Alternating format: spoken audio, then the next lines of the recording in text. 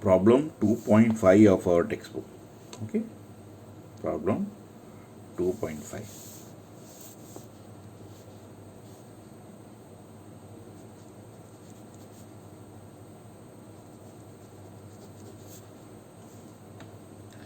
Now, what is the problem? Calculate wave number A and B, frequency of yellow radiation having wavelength 5800 angstrom. Clear? This is what is given. Yellow radiation. So, you have to calculate wave number and frequency, that is mu.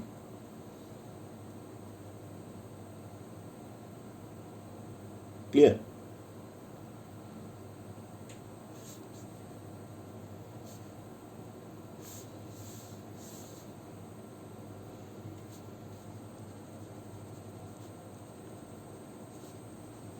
Wave number and wavelength.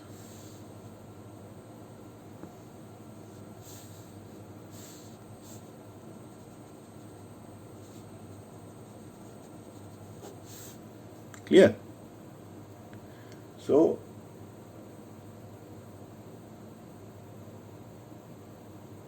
we know wavelength that they have given is 5000 angstrom. Clear? Wavelength given is 5000 angstrom. So, this angstrom needs to be converted into meter. So, 5800, sorry, I have made a mistake, 5800 angstrom. So, 5000 angstrom, if you convert it to centimeter, it will be 5800 into 10 raised to minus 8 centimeter. Or if you convert it into meter, 5800 into 10 raised to minus 10 meter. Clear? So, now wave number, if you have to calculate, that will be equal to 1 by lambda. We have got it in meter. So, it will be now 1 by 5800 into 10 raised to minus 10 meter. So, that will come to 1.724 into 10 raised to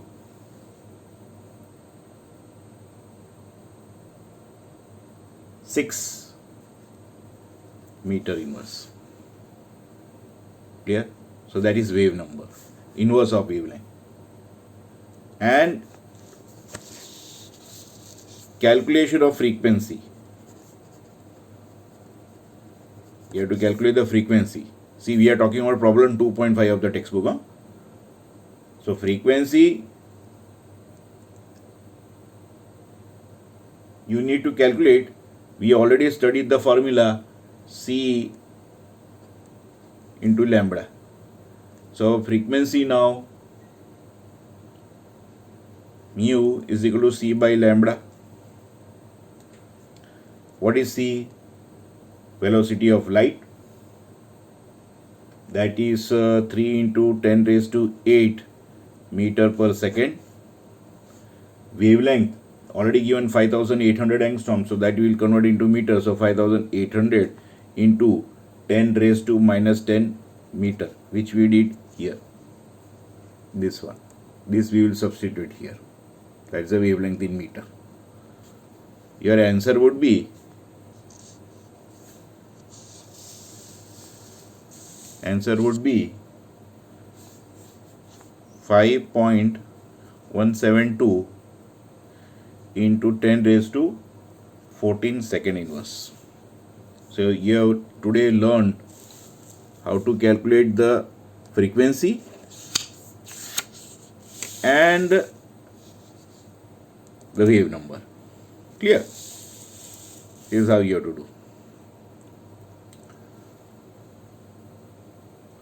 Now,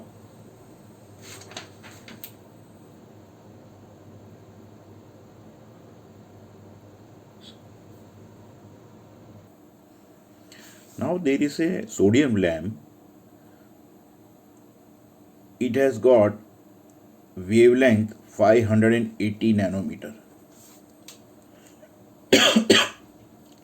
So naturally nanometer has to be converted into meter. So it is 580 into 10 raised to minus 9 meter. Clear? So you have to calculate wave number. So that is 1 by lambda. Already I have taught you the method. And if you have to calculate the frequency, it is c by lambda, where c is the velocity of light. Wavelength you already have, you can straightway calculate the frequency and the wave number. Clear? Now we will go to problem number 2.7. Now problem 2.7 of your textbook. Problem 2.7 of your textbook says 100 watt bulb emits monochromatic light of wavelength 400 nanometer. So 100 watt bulb is there. Monochromatic light of wavelength 400 nanometer is emitted. You have to calculate number of photons emitted per second by the bulb. Clear? Now 100 watt is nothing but 100 joule per second. Clear? So to calculate energy of photon, what they use is E is equal to H into mu. Clear? So H is Planck's constant, 6.626 into 10 raised to minus 34. Mu is a frequency, that is nothing but c by lambda. So hc by lambda, you substitute the value 6.626 into 10 raised to minus 34 into velocity of light 3 into 10 raised to 8 meter per second. Now this is a constant value. Don't ask now from where it has come. 3 lakh kilometre पर second light का speed है, already proven है. बराबर. जैसे कि sound का speed है almost I think through 330.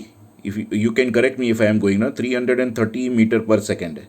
That means if ये सुपरसोनिक फ्लाइट्स जो बोलते हैं, दे travel faster than the speed of light. आप समझ गए. इसके लिए सुपरसोनिक बूम होता है. जब भी ये फाइटर जेट्स, अभी ये राफेल या सब कुछ यहाँ से जाएगा ना अपने ताबे के ऊपर से, if it goes and hovers our terrace or it travels above our terrace, there will be a sonic boom. ऐसा लगेगा कि देयर इज सम अर्थक्वेक. आप सब घबरा जाओगे. अच्छा अपने यहाँ नहीं है. Those who are near to the Ambala and this all area where Rafale jets have come today. So definitely when these Rafale jets are going to fly over the area, it will create a sonic boom. So 3 into 10 raised to 8 meter per second is the speed of the velocity of the light. Now you have to substitute the value of lambda. Now value of lambda, my dear students, it is 400 nanometers. So 400 nanometer, if you take it into meter, that will turn out to be divided by 400 into 10 raised to minus 9 metre, because ये nanometre में उसको metre में convert कर दिया. Okay. The answer that you are getting is 4.969 into 10 raised to minus 90. You can do it on the calculator. So this you have got is the energy of the photons. Yeah, energy of one photon. Okay, joule per photon I can say. Now you have to calculate the number of photons emitted. So number of photons emitted will be equal to the energy emitted total energy कितना है 100 watts, so 100 watts is 100 joule per second. Now what is the energy of one photon? 4.969 into 10 raised to minus 19. So in that case you will get 2.012 into 10 raised to 20 second inverse. Okay, so you got the number of photons emitted. Clear? That is 2.012 into 10 raised to 20 per second. Okay, so number of photons per emitted you have calculated.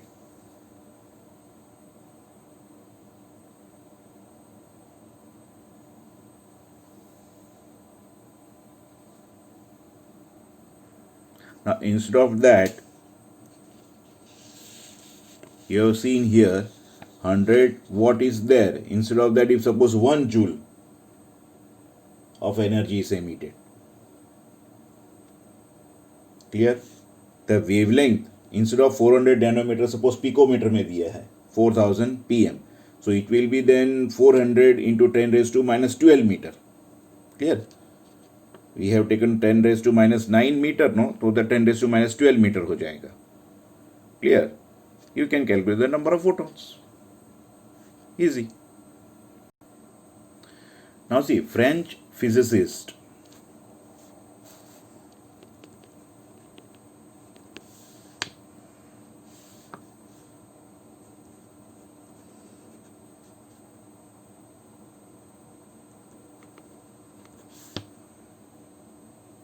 de Broglie.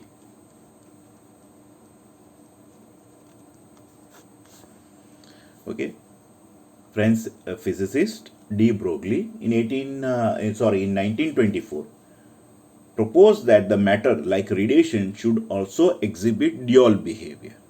So dual behavior मतलब क्या? Dual behavior means it has got particle as well as wave nature. Okay, particles or it has got wave nature. Clear?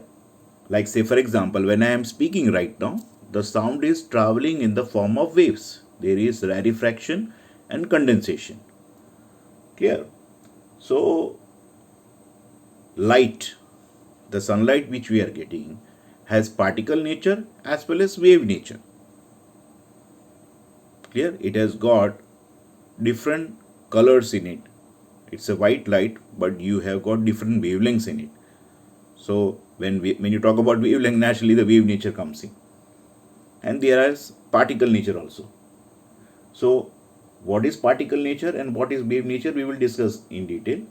So de Broglie gave the relationship between the wavelength, momentum of the particle. Clear? So that relationship is given as lambda is equal to h upon p. That means it's a relationship between wavelength and momentum. Momentum is your p. Clear? H is Planck's constant. Now momentum p will be naturally h upon m into v, where m is again the mass, v is the velocity. Clear? H is Planck's constant. H is Planck's. It is h. Sorry, not lambda. H. This is Planck's constant. What is the value of Planck's constant? Already I discussed. It is 6.626 into 10 raised to minus 34. Minus 34 joule to second. So that is about de Broglie equation. Now you say, for example, if you have got a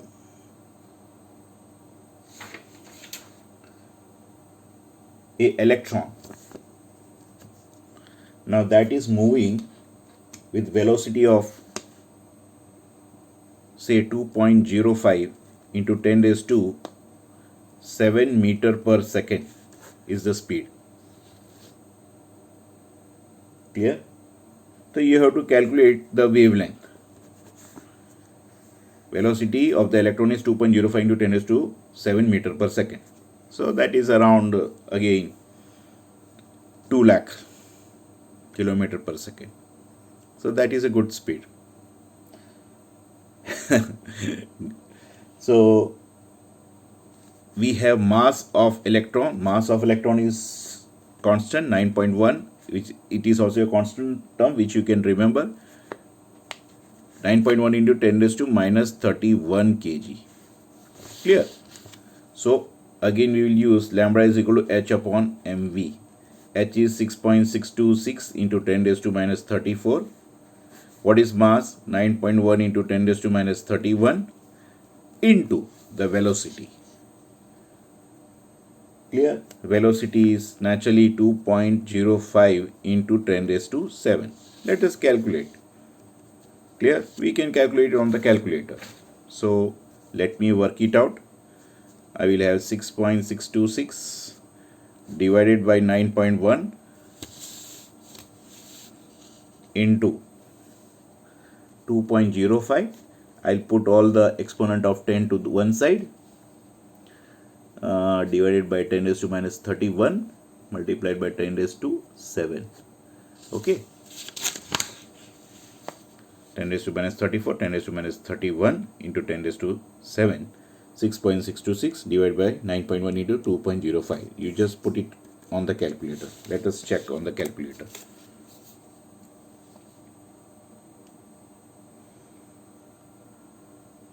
So here you get 0.35518 into 10 to the power minus 34 as it is. This minus 31 goes above, so naturally it will be plus 31, plus 7 goes above, minus 7, so minus 34 plus 31, so it will be minus 3 and minus 7, 10 to the power minus 10 meter into, this is 0.35518, or I can write 3.55 into 10 raised to minus 1 into 10 raised to minus 10. So that will be eventually 3.55 into 10 raised to minus 11 meter. Yeah.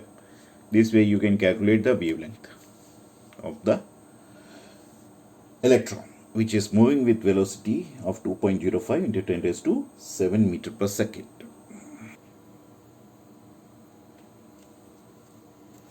Yeah, now I will discuss stability of half filled and completely filled orbitals. How? See, 1 to 20, that is from hydrogen to calcium, already I told you to learn, and you have learned about the electronic configuration. Fine. Now, what about 21 to 30? 21 to 30, I just give a short form for students to remember. I say SC Trivedi, very cruel man for class 9C. So SC stands for scandium. Trivedi stands for titanium. So SC symbol is Ti. Very stands for vanadium. Vanadium is V. After vanadium comes cruel, that is chromium. Chromium is Cr. Cruel, man, manganese. There is difference between manganese, that is Mn, and Mg. Mg is magnesium. Mg is magnesium, I repeat.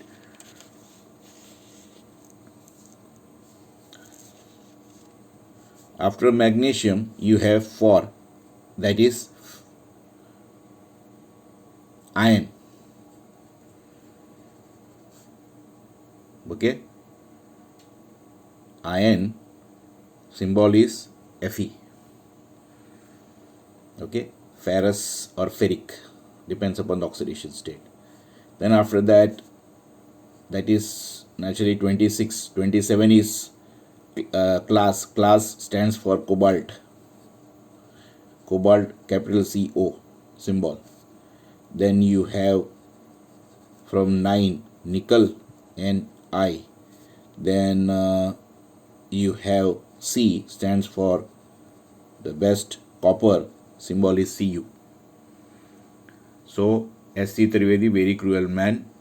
For class 9C, you have atomic number 21, 22, 23, 24, 25, 26, 27, 28, 29. And the last one you can just remember zinc, which is used in the body of the dry cell. Whatever battery and dry cell you are using, the big dry cell which you are using in your radio and other things. So you use that dry cell has the body of zinc. Zinc is a metal which can easily get oxidized. So 21 to 30 you can remember. Now according to Aufbau principle, if you start with scandium 21, you have 1s2, 2s2, 2p6, 3s2, 3p6, then you got 4s2, so you got 20. After 4s2 you have 3d1. Clear? According to the Aufbau principle. Now similarly, if you go ahead, 23 vanadium, so it will be again 1s2, 2s2, 2p6, 3s2, 3p6, 4s2, 3d3, because this is 23. Now if you go to chromium 24, which is, it is 1s2, 2s2, 2p6, 3s2, 3p6, 4s2, 3d4. This is what everyone will write, but it is not so. It is 4s1, 3d5. So the logic of half-filled orbital comes. 4s1, 3d5 is more stable configuration than 4s2, 3d4. Because the logic says that those orbitals which have got half-filled electrons or completely filled electrons, they will have better symmetry, less of interelectronic repulsion, hence their stability will be more. So these are exceptions. These are known as exceptions. In the similar fashion, you have copper 29. So every time you are writing, no, so you can make it very short also. 1s2, 2s2, 2p6, 3s2, 3p6. So this is 18 electron. So 18 electron is normally written for the inert gas. So I can write instead of that argon core. क्योंकि argon का ये same type का electronic configuration है. After that you got 4s2, 3d9. Again the same problem. You can make it 4s1 and 3d10. In doing so, you make d orbital completely filled and s orbital half filled. So it gives more stability to copper 29, and hence stability of copper is more. 4s1, 3d1. Clear? Actually when you write, it is argon core 3d10, 4s1, because this is outer electron.